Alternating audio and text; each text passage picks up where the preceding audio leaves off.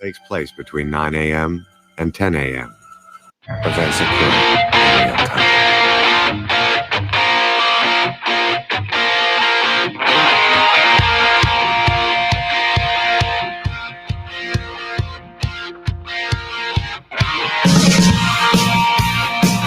Good morning, everyone, and welcome to FPC Radio Live. That's right, we're back, starting the week off on a Wednesday. That's what we do around here. We just pick whatever day we want to start our week, and that's what we go with. Now, had a little hiccup with the system yesterday. It wasn't our fault. It wasn't our fault for once. It was actually the fault of our streamer, but we're not blaming them because we appreciate their service and we appreciate the ability to get on screen here with you each and every day, or at least when we decide we want to actually do it. But yeah, it prevented us from being on yesterday, but it's all right. We're here today. We're here to talk some sports. There's a lot of sports to talk about, so we're going to get right into it. So, Mike, I don't know if I did this the other day, but let me do it right now. Let me give you a nice, big, heartfelt...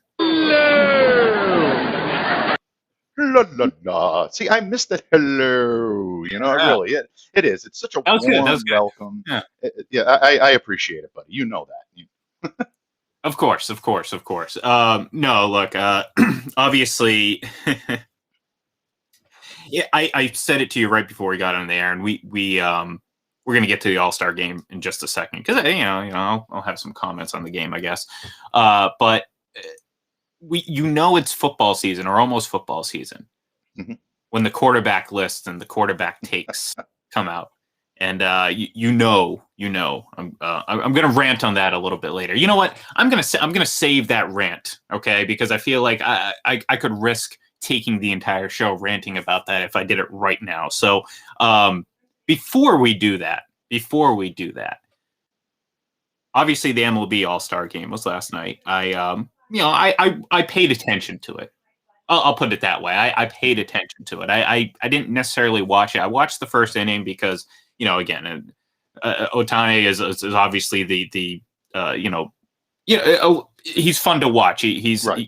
Obviously he became the first player to play both sides of the pitch and hit in an All-Star game in 90 some odd year history of the MLB All-Star game, which is incredibly impressive. Obviously he was a big a big watch during the home run derby. I look, for the most part, I just have no care in the world for All-Star games. I really just don't. You know what I mean? They've lost. Not that they had a lot of like pizzazz to them, but I don't know. I feel like it just isn't something that's ever going to grab my attention. There's nothing like I feel like this was an example of a great example of something that could pull me back in. You know what I mean? Having this type of player and again, this not just him. I mean, there was a lot of talented players out there. And I will say this, of all the All-Star games, baseball is to me the most intriguing and actually the most meaningful. So, if anything, I'm gonna compliment baseball here. But I just, to me, the allure of All-Star games, I just don't see it anymore. I don't know what it is. I don't know if we're just dull to it. I mean, obviously we've seen so many in our lifetime, so it's after a while, like, how great can they be? I mean, how often or how different can they be each and every year? Most All-Star games are basically like, I equate them to playing Madden on like ultra rookie mode. Like, yeah, okay, you're going to score a lot of points, but health is that, you know what I mean? I feel like, if I'm playing a game like that, I'm just literally going through the motions, trying to get through it because it's just boring after a while. And that's kind of what the Pro Bowl is. I mean, the Pro Bowl is really kind of just a huge joke. The NBA All-Star game is just, I mean, good God, is that boring? I mean, like, how many times can you just see just dunk after die? I mean, it's just, to me, I can't. It's just not an entertaining. It's just not an entertaining thing to me at all. But again, maybe that's just me. Maybe I'm being a curmudgeon here. I haven't used that word in a while, and I like using it. So talk me off the ledge here, Mike, or do you agree with me? No, I agree with you. I can't talk you off the ledge because, look, when you've seen one All-Star game, you've pretty much seen them all. There are certain moments in All-Star games that get to you as a fan like none other. I go back to the 99 All-Star game all the time, which is probably my favorite Major League Baseball All-Star game of all time. Watching that All-Star game from Fenway, watching Ted Williams come out in the cart, getting the opportunity to see guys like Mark McGwire, Sammy Sosa, Nomar at the time, Jeter, all those guys rally around the greatest living legend at the time. I mean, he was the greatest living ball player at the time that he made that appearance. DiMaggio, Mantle, they had all passed away at the time, but Williams still carried that torch, and you can see the appreciation that all those players and all the fans had for him. Even the home run derby was amazing, watching Mark just launch those balls into midair, and it was something that captures you. So I don't care what age you are, that's going to get to you. But I think in a lot of ways, once you've become an adult and you've seen so many of them, they do lose their luster a little bit. And I agree with you. I had maybe a casual eye at best on the All-Star game last night. Always glad to see the American League win, 5-2, a victory there. Ohtani is a tremendous spectacle. He's a tremendous attraction. Right now, he is just amazing with the way he's able to do it on both sides, being able to be not only one of the best pitchers in the league, but also one of the best sluggers in the league as well. I'm not sure where Stephen A was going with his comments, and I like Stephen A, but I'm not sure where that was going. But at the same time, I enjoy watching someone like that. Xander Bogaerts obviously got in the game, had a single, get an RBI, which was great. But yeah, I agree with you. There's something about all-star games now that just seem a little watered down, and especially in the rest of the leagues. I think the NHL still does a good job. I don't think they have quite the exposure that some of these other leagues have. Maybe that will change with ESPN and ABC coming in and being their carrier. Maybe they'll get a little bit more light on that. The NBA just seems to be watered down now. I remember I used to really enjoy watching the NBA All-Star games when I was a kid. Of course, Jordan, Bird, Magic, those guys getting a chance to play against one another. I don't know, maybe because I'm older now and I'm not as big of a fan of the sport as I was when I was a kid, it just loses a little bit. But even in baseball, I remember there was no bigger baseball fan on this earth than my dad. And he used to love watching games. He had difficulty watching games at the time. He wasn't always the most calm while he was watching actual baseball games, but the All-Star game was always something that he enjoyed. But as years went on, I noticed him getting less interest in them. And at the time, being a kid, I always had a lot of interest in watching All-Star games because you get a chance to see all your heroes. But it lost a little bit of luster. Maybe that's what's happening here. Well, and to your point, it's like, okay, so part of the attraction of, say, the NBA All-Star game, All-Star weekend, whatever, is the slam dunk competition. But at a certain point, you can only do so much. And me personally, I knew it was over for me. And I will go to my grave. I don't know. This is one of those things that, like, when I think about all the things that I stand on a hill for, and obviously the first thing that comes to my mind and everyone else's mind is obviously Tom Brady, and then we'll get to that here in a minute. But one of the other things that I just believe so strongly that, no one cares about, but Dwight Howard's Superman dunk was not a dunk. It was not a dunk. I mean, it was so obviously not a dunk. It was he came up short and he threw the ball in, and it drives me nuts that it got celebrated. And I was like, you know what? That's it.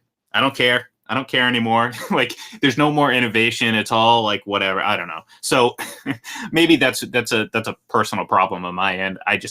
That drove me nuts, and it still drives me nuts to this day. Like, I'm glad like we don't see as many highlights about that as we used to. You know what? Actually, this is what I'm going to try to do here for us, Mike, because I'm going to try to bring up that clip here in just a moment, and I'm just just so everyone else can see what I'm talking about. It was not a dunk. So again, dunk competition's fun.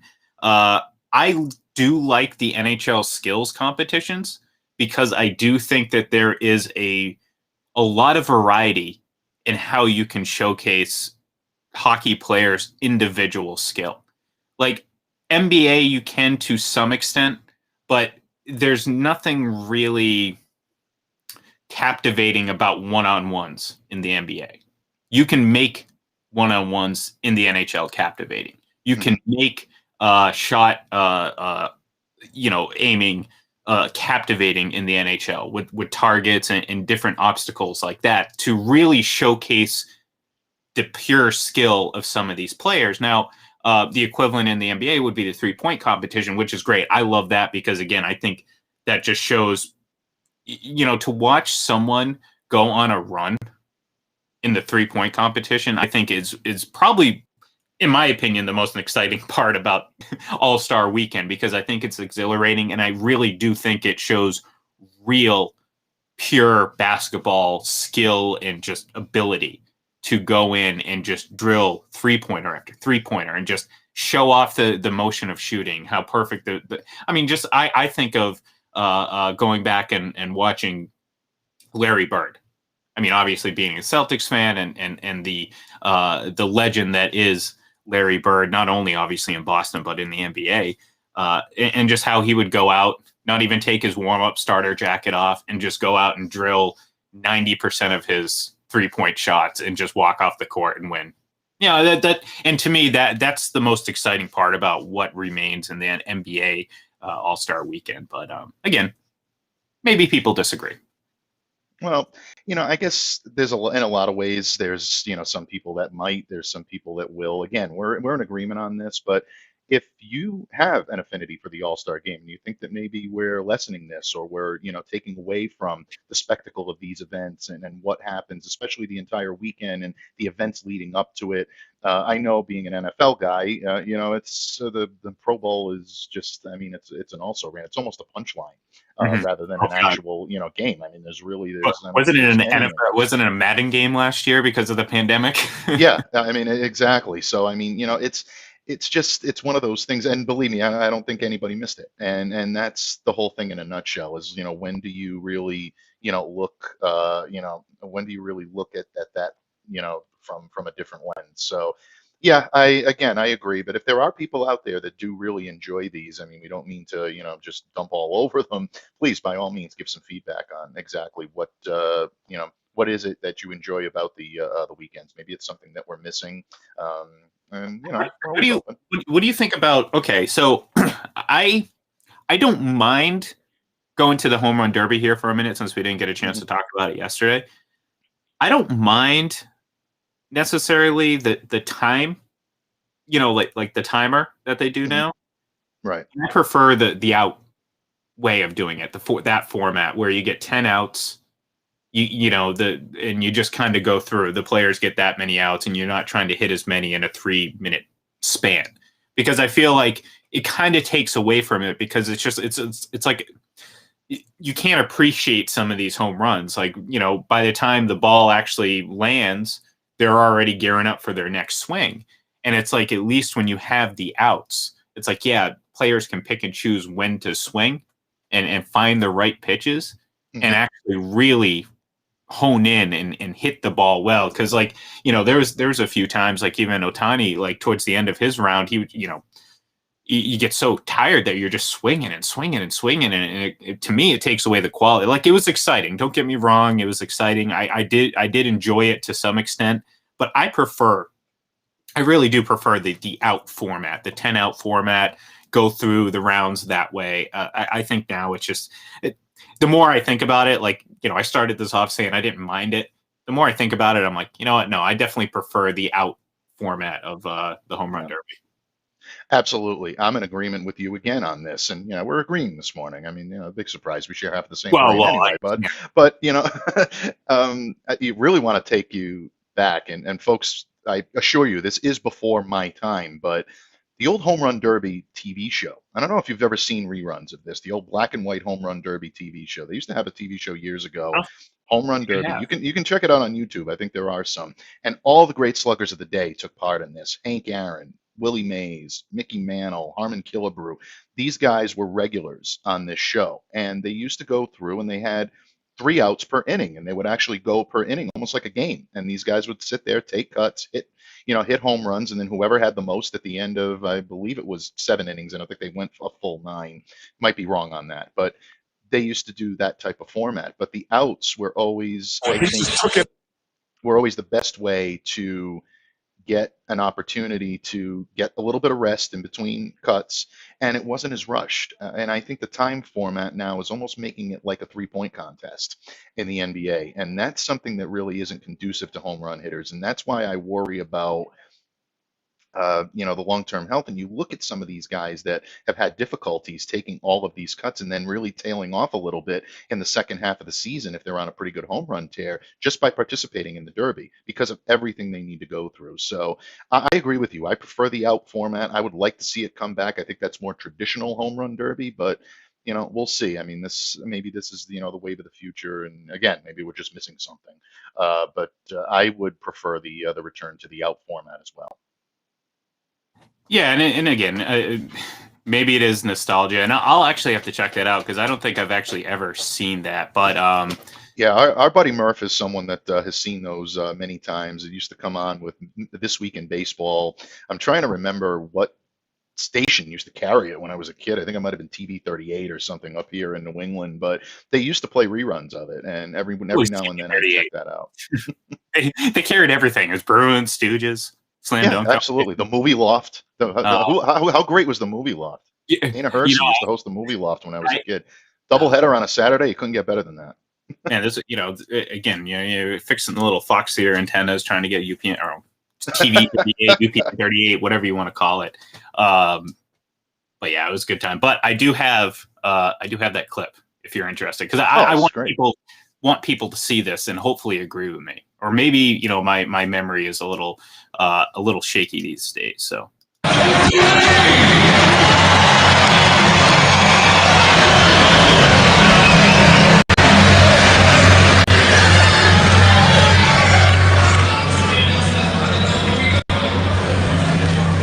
He does look like Superman. He got a body like Superman for real. He does.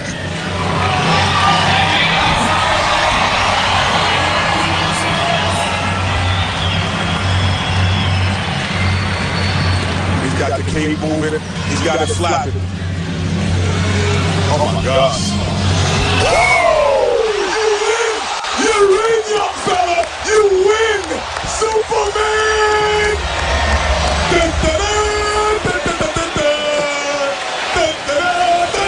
Superman is here. Oh my goodness. He is. Oh, they're playing the music. They're playing the music. Oh my goodness. Oh. A second straight 50. That is incredible. Are you kidding me? Do you see this? He didn't just dunk it. He threw it through. He threw the ball through. That's right, because it wasn't a dunk. It was clearly not a effing dunk. He threw the ball in. He should have got zeros across the board. Yeah, okay. You put the cape on. You played Superman music. They wanted so badly for that to actually be a dunk, but sadly, it wasn't a dunk. But you got the crowd reaction, the tens across the board. You know what? That's what I think. That's what I think.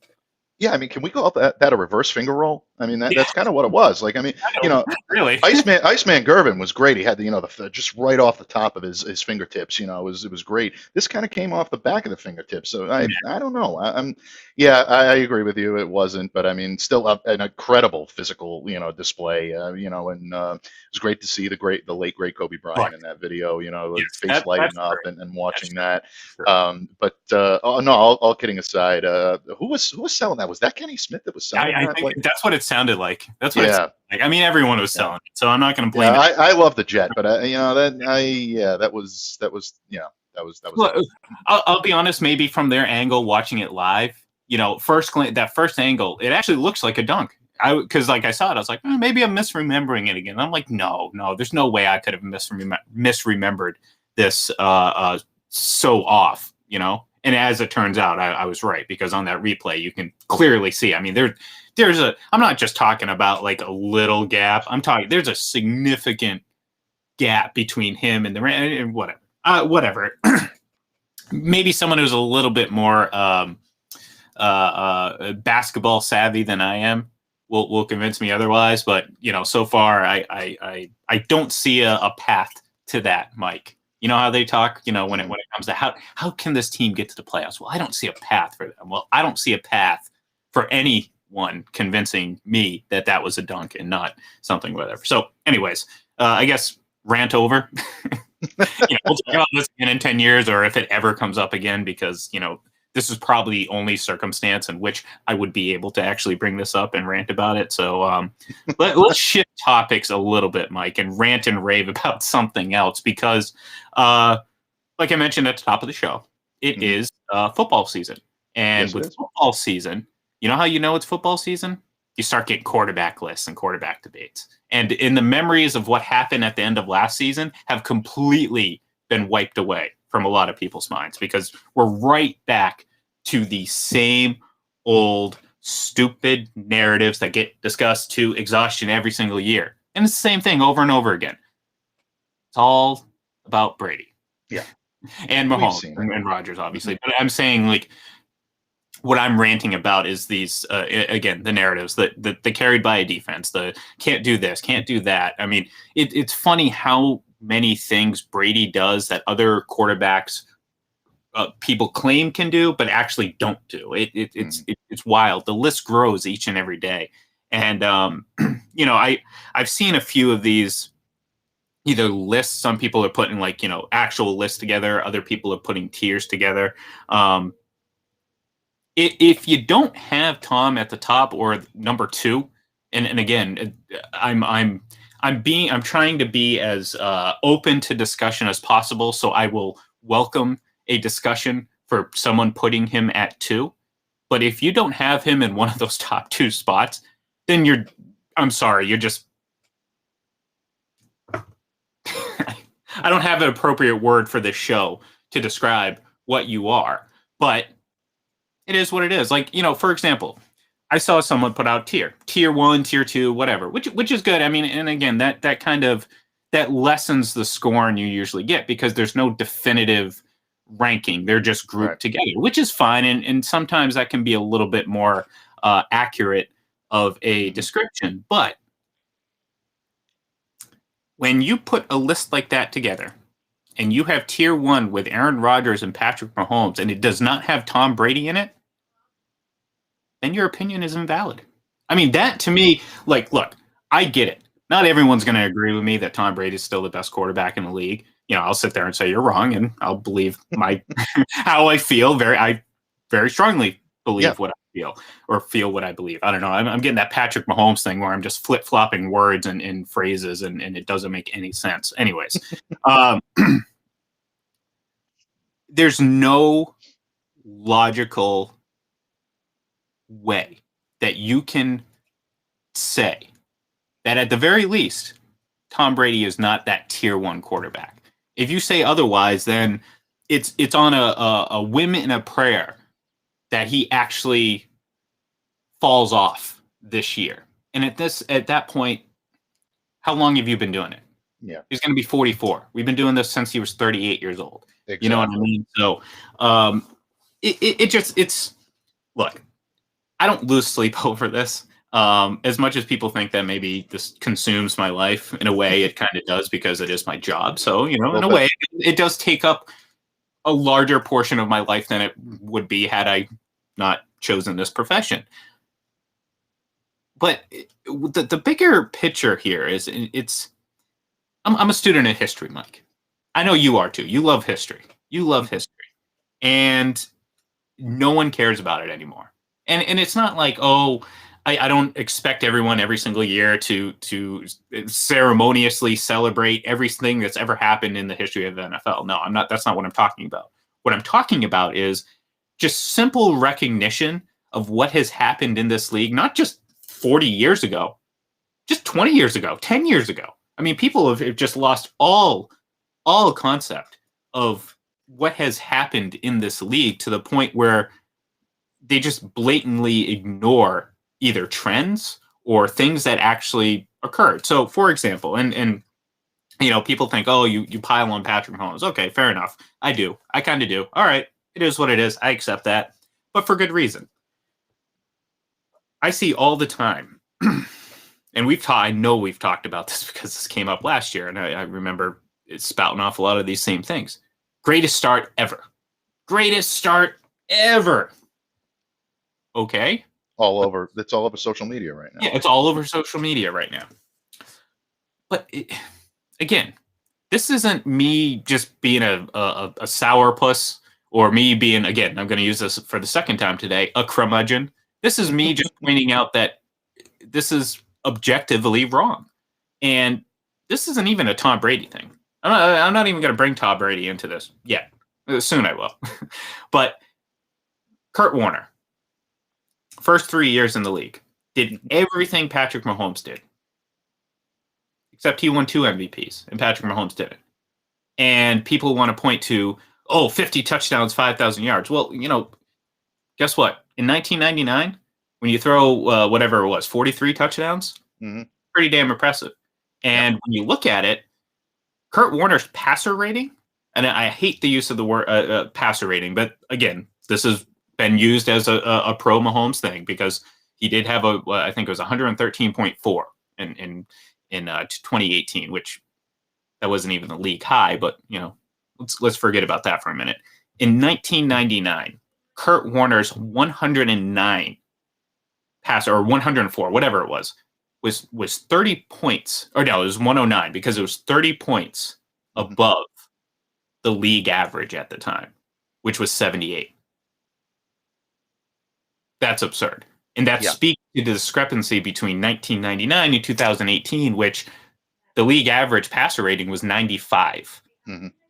Like, that is a huge leap. And if you don't recognize that, then again, it just, you're blinding yourself to the truth. So, it's not about going back 40, 50, 60 years. We're not talking about a patch hooligan or whatever, playing with the Rough Riders in 1930. No, we're talking about, it's the best name I can come up with at the top of my head, but you know what I'm saying. Like, it's just like, we're not talking about going that far back. We're just talking about recent history, and so many people. And I'm not just talking about fans and John 9724657 on Twitter. I'm talking about like journalists, like people that are in the know or supposedly part of this profession, just dismissing this type of history. And it makes it easy to just blindly spout these things and not care about the actual reality of it. Because, and I'm going to let you speak here for a minute, because I'm about to lose my voice here, because I've been going on and on and on and rambling. But like, people have convinced themselves that it's so easy to win a Super Bowl. But this is the harsh reality. And Chiefs fans, if you're listening, you might want to cover your ears. The odds and the likelihood that Patrick Mahomes goes to 0 Super Bowls for the rest of his career is so far greater than him going to 10 Super Bowls in his career. So this whole idea of even throwing him in this conversation with Tom Brady right now is absurd. He belongs in a discussion with the other young quarterbacks in the league. He's at the top of that list right now, in my opinion. And then he also gets thrown into discussion with guys like Kurt Warner and Dan Marino and Aaron Rodgers, his actual contemporaries, his guys that he can sit there and compare his career to at this point and actually have it make sense. So a good debate isn't, do you want Tom Brady or Patrick Mahomes? Is he the baby? No, he's not the baby goat. There's been a lot, if that's the standard, there's been a lot of quote unquote baby goats, to the point where, okay, we're starting to have a little bit of a population crisis here. There's so many of them. So let's pump the brakes a little bit here. Let's scale it back. Let's actually compare him to his contemporaries. Now, if you sit there and say, wow, okay, let's look at his start to his career compared to some of these other guys. Like I said, the Aaron Rodgers, the Dan Marinos, the Kurt Warners. That's not an insult. Those are 2 Hall of Famers and 1 future Hall of Famer in Aaron Rodgers. That's not bad company to keep. No. And then you can have an actual discussion. When you're comparing Brady and Mahomes, there is no discussion. There's no substance to it, because it's a bunch of projection and hypotheticals on one end and a bunch of frustrated factual evidence on the other when it comes to Brady. And it's always evident too when they put out these stupid polls, and it's every week. This isn't hyperbole. This is every week they do this stupid thing where they ask, you have one game to win. Who you taking? And it's Brady, Rodgers, and Mahomes. And it's like, okay, you ask this question every week. It's the same answer as it was last week, the week before, 2 years ago, 3 years ago, 4 years ago, 5 years ago. It's Tom Brady. And in this most recent poll, I think it was very apt that Brady was in the middle, because the results of the poll, if you were to tilt the image upward, would look like a big middle finger because it was so heavily in favor of Tom Brady. So, the easy, cheap discussion is Brady versus Mahomes. The actual tough discussion, the one that actually involves bringing in some quality knowledge of the game, is what should be talked about, and that is Mahomes versus the young quarterbacks in the league today. Mahomes versus the historical starts of guys like Dan Marino, Kurt Warner, Aaron Rodgers. That's all I got. For now, that's all I got. Well, I'm going to be hard-pressed to disagree with you. I think you've made an excellent case. And look, you've mentioned being desensitized to what it takes to actually go out and win a Super Bowl on a team basis. The reason why we've become desensitized to that is because we're watching the same guy win Super Bowl after Super Bowl, or at least be there for the better part of the last 20 years. That's not something that's normal in professional sports. That's not something that is designed, especially in the NFL, which was designed for parity. The reason why they realigned, the reason why they put checks and balances in place with the NFLPA and the NFL league itself, is because they wanted to avoid situations like this where a team became a monopoly and a team actually became something that was really more of a foregone conclusion to be in contention than not. They wanted to give every team an opportunity to contend. Tom Brady, and to a certain extent, Bill Belichick and the New England Patriots, put a severe dent into that. Brady goes to Tampa. His first year in Tampa Bay, he wins a Super Bowl ring. Now, the detractors are going to sit there and they're going to try to take away from that and say he went to a stacked team. He went to an all-star team. He gave it everything, and that was it. And he sold himself out, and he went to a team that was ready to win a Super Bowl anyway. Did anybody see Tampa Bay in 2019 as opposed to 2020? There's a different complexity to that team, and it is related to Tom Brady. And I'm sorry. Don't take our word for it. Ask all of his teammates and coaches. There you go. Exactly. That's everyone that was involved. Perfectly said. Right on target, right on cue, and that's exactly the point that really should be made here. Ask his teammates. I always love these arguments where you start to put things back in some of these keyboard warriors' faces, where they'll tell you Brady isn't that good. Look at him. He's not that good. You listen to what makes Brady the GOAT. Well, you listen to players that have played against him. You listen to players that have played alongside him. There are so many players, either retired or current players in the league, that will tell you that Brady is on a different level than anybody they've ever played before. The immediate response to that question, or the immediate response to that answer, I should say, is, oh, well, what do they know? Well, they played the game. I have a lot more confidence in the opinion of defenders and players that have played in this league, that know what it takes to succeed in this league, than, like you said, John 976543321 on Twitter, that has 10 followers and is sitting there trolling for the sake of trolling and trying to make a name. Right, you didn't go Tommy Tutu in there.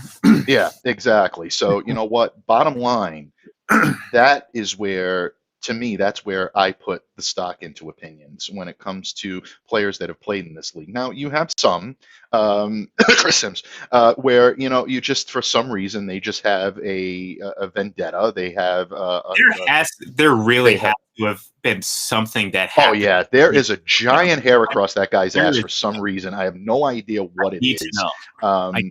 He'll deny it. Although I kind of enjoy his back and forth with Dove Kleiman. I think it's funny, but whatever. Bottom line, folks, if you're doing a criticism that often and that much, then there's something there. I mean, we see guys like Ryan Clark and stuff like that. I mean, Brady torched that guy every single time they played. I mean, it's no surprise that he's got a little bit of a stuck in his craw, for something, a lack of a better term. So, people show their ignorance in the arguments that they make, but Brady is the reason. That's where I first started. Thank you, folks. Sorry for the tangent, but that's where this desensitization of what it takes to win has come from. It's come from the success that you've seen Tom Brady have over the past 21 years in the NFL. It's unprecedented, and it's unprecedented for a reason because there are so few, if any, in professional sports that can enjoy that type of success. Whether you go to the Super Bowl or whether you win it, to get to that level takes so much. And you hear it from players all the time. You hear it from teams all the time. Over the course of the last, few weeks and whatnot, or entertainment, I throw in a few of the old Dean Martin celebrity roasts, and I'll do that from time to time. And they roasted Joe Namath, and I actually went down a rabbit hole of looking at some interviews from Joe, back in the day and after he retired and whatnot, and just everything it took for him to get to that Super Bowl, to win that Super Bowl. And he made an entire career off of that Super Bowl win. He played brilliantly in the game. I'm not taking away from Joe Namath, but there's a guy that was universally celebrated for that moment. And he never got back to another one. He never really came close to getting back to another one. But it was so much to get to that level and expend it. And hearing him talk about it and just hear how difficult it was back then, as opposed to now, it's so difficult for me to even consider someone in that league as the GOAT without taking under account what it takes to win. That's why I always grimace when I hear wins are not a quarterback stat and all. I mean, that's ultimately why you play, to win the game. If you are putting your team in the position to win that many times, and a quarterback is the integral part of any Super Bowl contending team, then your argument holds no water. You're looking at pure statistics. You're looking at nothing else. The ability to make plays does not make you the greatest player of all time. And I think that's something that needs to be hammered home. I'm sorry? I said making the plays makes you Yeah. the greatest of all time. And that's Exactly. what Tom has made a habit out of doing for 21 Yeah. years. And when it counts too. Don't I mean, I've seen that. We've seen this video of Patrick Mahomes making the crossbody throw. Crossbody incompletion.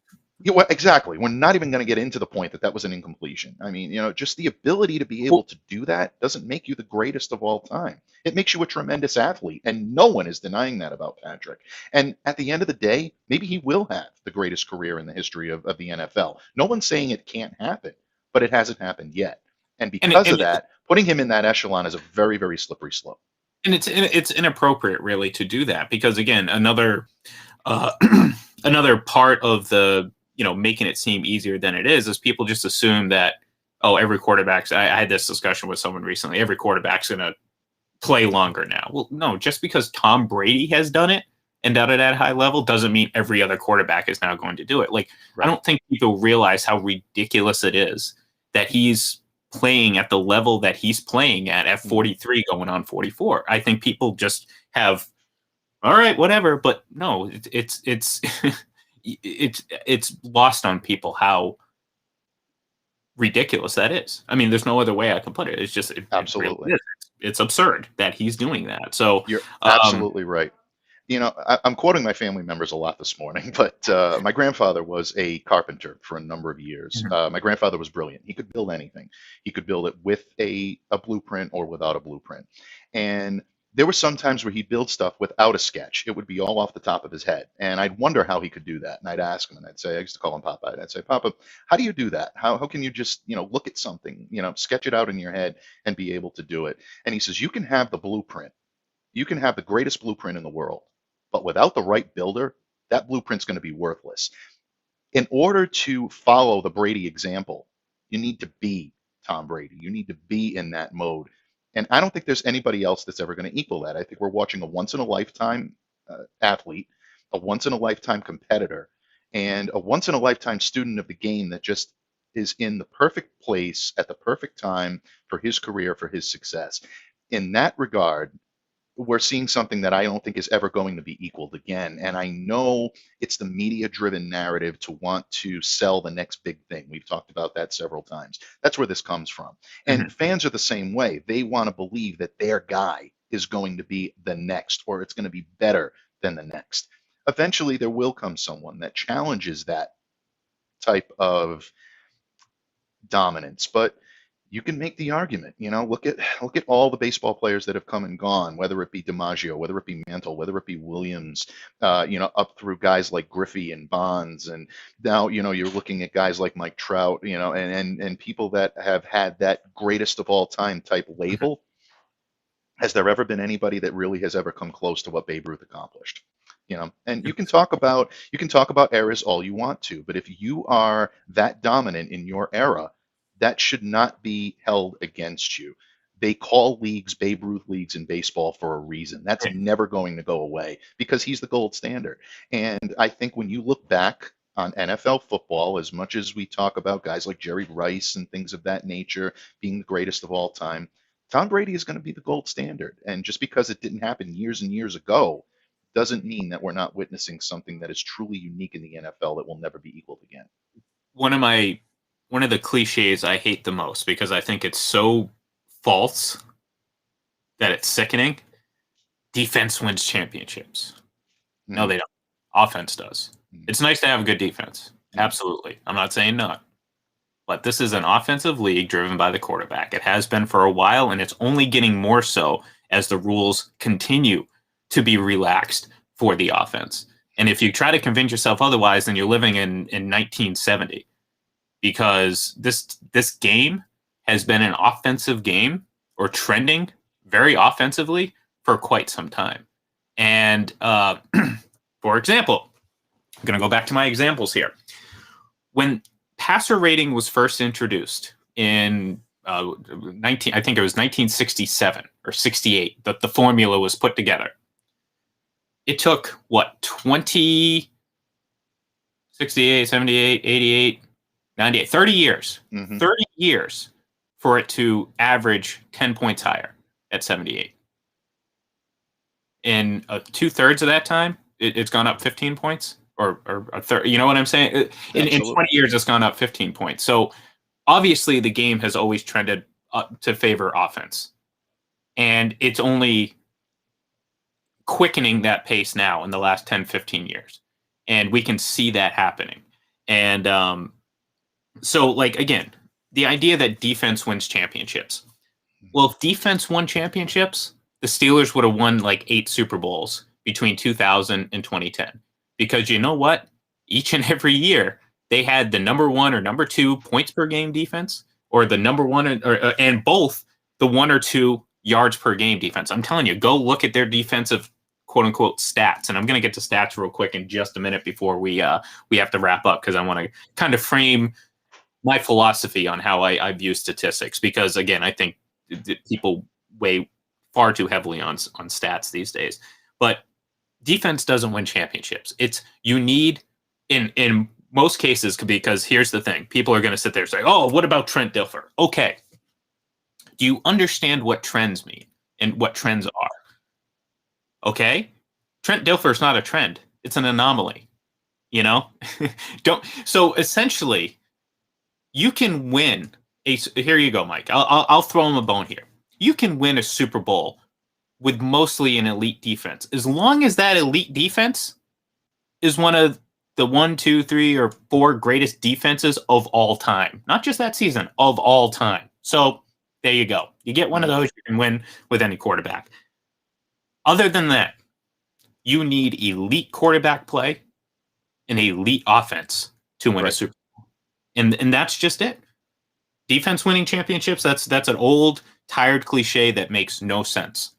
And that's what it is. So real quick, on the side of stats, this is how I want to frame stats, and this is how I view stats. I view stats in some cases as either garnish or like A1 steak sauce, okay? The meat and potatoes of your case for the greatness and how one player played is the actual steak, okay? Tom Brady, he's the steak on this. I'm going full Colin Cowherd right now with these ridiculous comparisons and analogies. He is the steak right now, okay? He's the steak and potatoes. He's the guy. That's the main course. Maybe you want to dress it up a little bit with some dressing. Okay, go ahead. Dress it up a little bit. The best part about it is still the steak. Now, you can take a bad piece of meat and coat it with A1 steak sauce and make it seem better than what it is, but it's still a bad steak. So you can sit there and say, oh, Mark Sanchez has a better passer rating than Tom Brady in the playoffs. Well, Mark Sanchez is still a bad football player. It is what it is. Mhm. Or garnish, as in it's meaningless, it's pointless. My bigger point is, like, stats, you just, especially in football, you cannot, there's no metric, there's no graph, there's no this, there's no that that's going to sit there and tell you how a player played. You True. can gain insight by looking at stats. You can use it, like I said, to help garnish your main dish. But the reality of it is, what does that player do on the field, and when does he do it, and how does he do it? And you know what? There's nothing to sit there and differentiate and to pick up on every single little nuance of the game of football, and especially from the quarterback position. And that's why sitting here and picking a few redundant stats in a lot of cases, I love that. The touchdown to interception ratio, total touchdowns and interception, and passer rating. Essentially, it's the same two stats, just jumbled up in different numbers. So it's like, of course they're going to lean on that because that's the only thing you have. So yeah, all right, make your case, lean on that, die by that, go for it. Doesn't mean you're right. And I hope that makes sense. At least it made sense in my mind. So if not, whatever, blame it on me listening to Patrick Mahomes speak and screwing up my sense of grammar and sentence structure. So No, I mean, I think you make a compelling case. Again, we're in agreement on this. A lot of people are going to not be in agreement on that because it doesn't fit the narrative of what they want to put out. Either it's against the narrative of things that they think are going to get attention, and really, that's what all this is about, these quarterback lists and whatnot. It's, okay, let's throw a bone out to the public. This is going to get me attention. Every time people rank quarterbacks, they know that you're going to get defensive in New England, you're going to get defensive in Tampa Bay when it comes to Tom Brady. So that you're going to get those crowds. Then you're going to see the people that are absolutely sick to death of watching Brady. Wisconsin, places like that, that just don't, Buffalo, places that, Kansas City, places that don't really like Tom all that much. They're going to gravitate toward this and they're going to say, oh yeah, that's it. Now we can go at it. Now we can attack it. And this fits our narrative. So this is exactly what I wanted to hear. Use the analogy all the time, buddy. It's drinking the sand. You get it. Right. They don't drink the sand because they're thirsty. They drink the sand because they don't know the difference, and they don't want to know the difference when it comes to Tom Brady. That's actually going to be the name of your second album. I just got to find your second doppelganger. Yep. from 80s music lore to superimpose your face onto it. So doppelganger. Oh. Yeah. Yeah. There we go. I'll find a Rodney. Getting COVID. Wait, I'm going to look like Rodney pretty soon. Oh man, well, this has been fun, Mike. This has been fun, and we've flown through a whole 48 minutes of talking. So it's time to say goodbye to everyone and remind them to follow us on Twitter at FPC Radio Live. You can see up on the screen. You can follow us on Facebook too. That's a growing section of our website, and of course on Twitter. Each of us, I am at ITLEN31. He is at MDABATENFL. Give us a follow, interact with us. Let me know what you think about my opinion, whether you agree or disagree. I'm open to both opinions, and I'll just, react accordingly. And, of course, if you want to shout off at Mike and command him to do Rodney Dangerfield impressions, you know where to find him, and he does that on cue. So, guys, gals, everyone, have a great day. Be safe, and we'll talk to you tomorrow.